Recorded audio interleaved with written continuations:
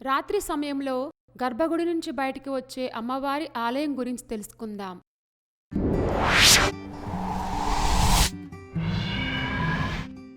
బద్వామాత ఆలయం. ఈ ఆలయం మధ్యప్రదేశ్లోని బద్వా గ్రామంలో నీముచ్కు తూర్పున 18 కిలోమీటర్ల దూరంలో ఉంది. ఈ ఆలయం అందమైన పాలరాతితో నిర్మించబడింది. అమ్మవారి విగ్రహం చుట్టూ 9 నవదుర్గా విగ్రహాలున్నాయి. బద్వామాతను శక్తిదేవతగా పూజిస్తారు. అమ్మవారు రాత్రి సమయంలో తన గర్భగుడి నుంచి బయటికి వస్తుందట. అమ్మవారు అలాగే గుడి చుట్టూ తిరుగుతుంది. అమ్మవారి దృష్టి భక్తునిపై పడితే ఆ వ్యక్తి అన్ని అనారోగ్యాల నుంచి బయటపడతారని ఇక్కడి భక్తుల విశ్వాసం. ప్రస్తుత రూపంలో ఉన్న ఈ మందిరం 10 మరియు 11వ శతాబ్దాల మధ్య పరమార్ రాజుల పాలనలో స్థాపించబడింది. 7వ శతాబ్దం నుంచే ఇక్కడ బిల్లులు పూజలు చేస్తారనడానికి ఆధారాలున్నాయి.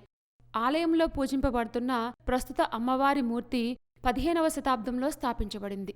ఆలయ నిర్మాణంలో కొన్ని భాగాలు 14వ శతాబ్దంలో కూడా నిర్మించబడినట్లు ఆధారాలున్నాయి.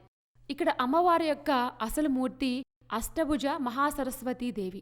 8 సాయుధ దేవతలు కలిగిన సరస్వతి అమ్మవారు అని నమ్ముతారు. తరువాత ఆ రూపం రూపాంతరం చెంది నేడు అమ్మవారు భగవతీ రూపంలో పూజించబడుతున్నారు. తన భక్తులకు వచ్చే వివిధ వ్యాధులను నయం చేయడానికి అమ్మవారు ఇక్కడ వెలిశారని భక్తుల యొక్క విశ్వాసం. బద్వామాత మూర్తి స్వయంభూమూర్తి. భారీ కిరీటంతో అలంకరించబడి పెద్ద పెద్ద కళ్లతో అద్భుతంగా దర్శనమిస్తుంది. గర్భగుడిలో బద్వామాత యొక్క ప్రధాన మూర్తి యొక్క మూలాధారం వద్ద బ్రాహ్మి, మహేశ్వరి, కౌమారి, వైష్ణవి, వారాహి, నరసింహ, ఇంద్రాణి, శివదత్తి మరియు చాముండి అనే 9 మాతృదేవతల మూర్తులు కూడా ఉన్నాయి. ఈ ఆలయంలో ఉపాసించే ఉపదేవతలు గణేశుడు, శివపార్వతులు మరియు విష్ణు భగవానుడు. ఆలయ సముదాయంలో బద్వామాత మందిర్కి బావడి అని పిలువబడే ఒక అద్భుతమైన చెరువు ఉంది. ఈ చెరువులో నీటిని తీసుకోవడం వల్ల వివిధ వ్యాధులు, ముఖ్యంగా చర్మ వ్యాధులు నయమవుతాయని ప్రజల విశ్వాసం.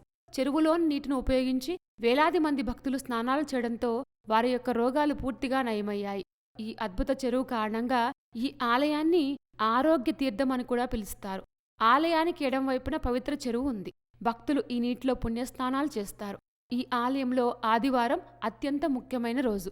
ఈ అద్భుతమైన ఆలయం నీముచ్కు తూర్పున 18 కిలోమీటర్ల దూరంలో ఉంది.